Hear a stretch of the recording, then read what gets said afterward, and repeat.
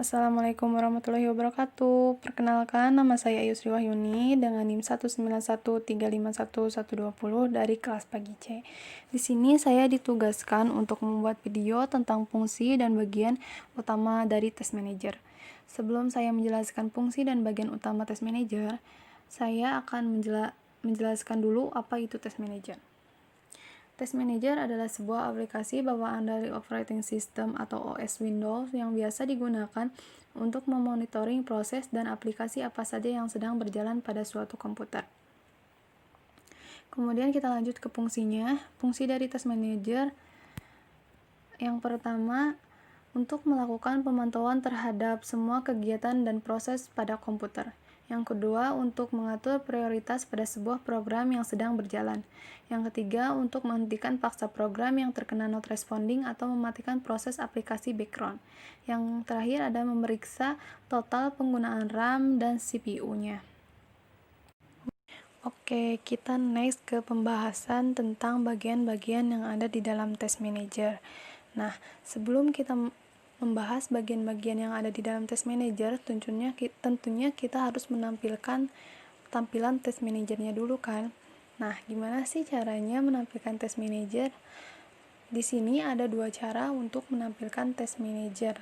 Yang pertama dengan cara shortcut CTRL plus C plus IEC. Yang kedua dengan cara klik kanan pada taskbar, kemudian klik Start Task Manager.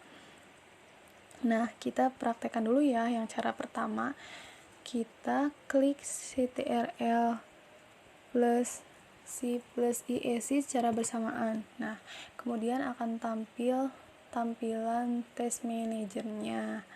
Yang kedua, dengan cara klik kanan, kemudian Start Task Manager. Nah, akan tampil seperti ini.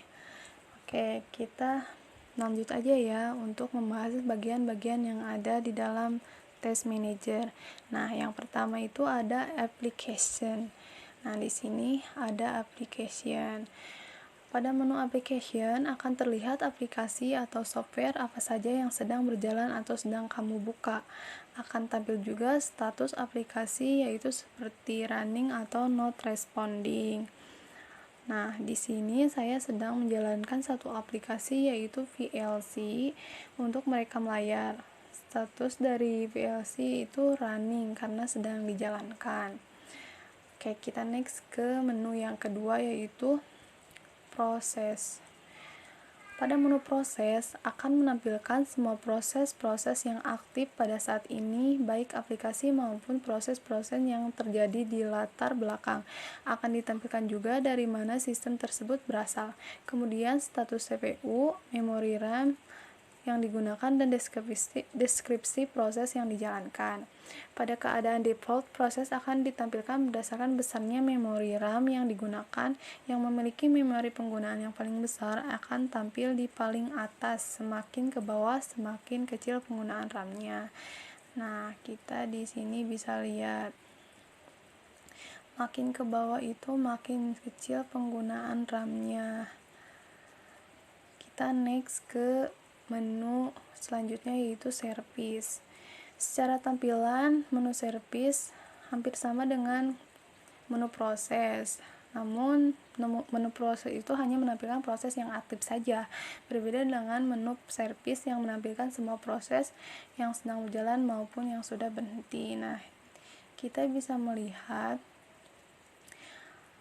proses yang sedang berjalan dan juga berhenti itu di statusnya. Nah, di sini stop menandakan bahwa aplikasi sedang tidak berjalan atau sudah berhenti.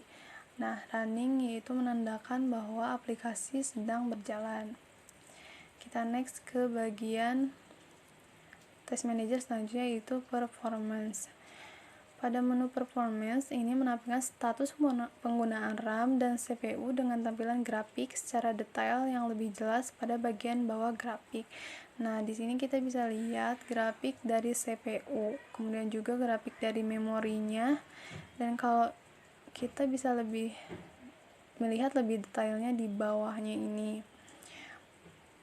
Kemudian ada menu yang selanjutnya yaitu networking. Pada menu ini menampilkan status koneksi yang pada PC mulai dari wireless network connection to local area connection dan wireless networking connection. Nah, di sini kita bisa lihat status koneksi dari wireless network connection to kemudian wireless network connection.